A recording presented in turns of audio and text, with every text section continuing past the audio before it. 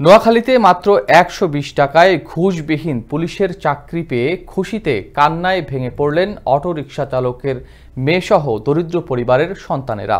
শুরু থেকেই স্বচ্ছতা, মেধা ও যোগ্যতার ভিত্তিতে এ প্রক্রিয়া চালিয়ে পুলিশের নিয়োগ কাজ সম্পন্ন করেছেন বলে জানান জেলা পুলিশ সুপার আব্দুল্লাহ আল ফারুক। আমাদের নোয়াখালী জেলা প্রতিনিধি মোহাম্মদ নাজিমুদ্দিন মিলনের পাঠানো প্রতিবেদনে বিস্তারিত জানাচ্ছেন নাজদিন নিসা। জান্নাতুল ফেরদৌস নোয়াখালীর সুবর্ণচরের বাসিন্দা। ৪ ভাই ও ১ বোনের মধ্যে সবার ছোট সে। অটোরিকশা চালিয়ে পরিবারের ভরণ পোষণ করে তার বাবা। পারিবারিক অসচ্ছলতার কারণে এসএসসি পাশ করার পর প্রাইভেট পড়াতেন তিনি। পুলিশ কনস্টেবল নিয়োগ পরীক্ষায় গত ২ বছর উত্তীর্ণ হতে না পারলেও হাল ছাড়েননি। চলতি বছরে নিয়োগ পরীক্ষায় আবারও অংশগ্রহণ করেন জান্নাতুল।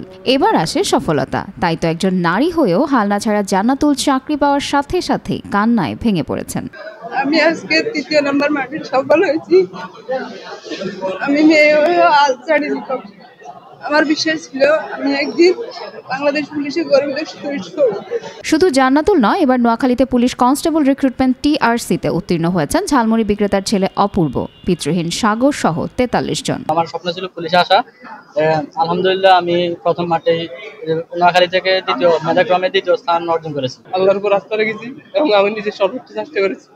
যার প্রতিশ্রুতিতে আজকে আমি এখানে আসতে পেরেছি। বৃহস্পতিবার রাতে জেলা পুলিশ লাইন্সের শহীদ কনস্টেবল মনিরুল হক হলে এই ফলাফল ঘোষণা করেন জেলা পুলিশ সুপার ও টিআরসি নিয়োগ বোর্ডের সভাপতি আব্দুল্লাহ আল ফারুক। কোনো ধরনের ঘুষ, সুপারিশ ও হয়রানি ছাড়াই মাত্র ১২০ টাকায় চাকরি পেয়ে জেলা পুলিশ সুপার সহ নিয়োগ কমিটির সদস্যদের প্রতি কৃতজ্ঞতা জ্ঞাপন করেন চাকরিপ্রাপ্তরা। এ সময় পুলিশ সুপার বলেন, সম্পূর্ণ মেধা, যোগ্যতা ও দক্ষতার ভিত্তিতে নিয়োগ পরীক্ষা শেষ হয়েছে। বেশিরভাগ গরিব পরিবারের সদস্যরা এবার উত্তীর্ণ হয়েছে। শুরু থেকেই স্বচ্ছতা, মেধা ও যোগ্যতার ভিত্তিতে এ প্রক্রিয়া সম্পন্ন হয়েছে। আশা করি তারা পুলিশে নিয়োগপ্রাপ্ত হওয়ার পর দেশের কাজে নিজেদের নিয়োজিত করবে। ছেলে মেয়ে যারা একাধিকবার ট্রাই করেছে তারাও অনেকে উত্তীর্ণ হয়েছে। আবার অনেক ফ্যামিলি থেকে এসে যারা একদম খুবই নিডি ফ্যামিলি, তাদের পরিবারের সদস্যরাও এখানে উত্তীর্ণ হয়েছে।